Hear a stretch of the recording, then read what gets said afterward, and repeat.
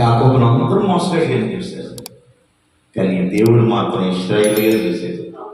ఆమేన్. యాకోబును అందరూ నీచ స్థితిగానే చూశారు, దేవుడు మాత్రం ఉన్నత స్థితిగా చూశాడు.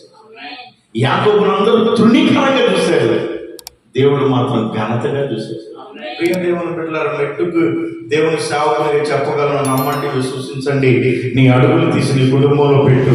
నీ మీద లేస్తున్న శాపకరమైన ప్రతి మాటను దేవుడు ఆశీర్వాదకరంగా ఈ దినం మలచబోతున్నాడు.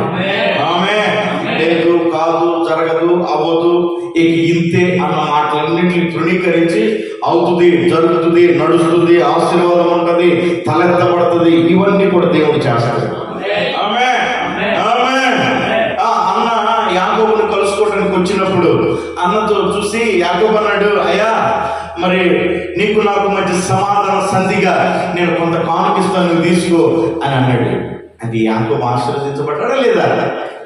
ఆశీర్వదించబడ్డాడు. స్తోత్రం. హల్లెలూయా, హల్లెలూయా. యాకోబుని దేవుడు చూసాడు.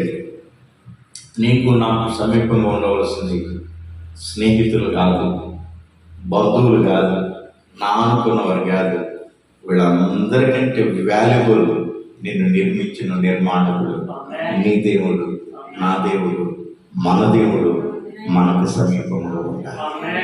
స్తోత్రం.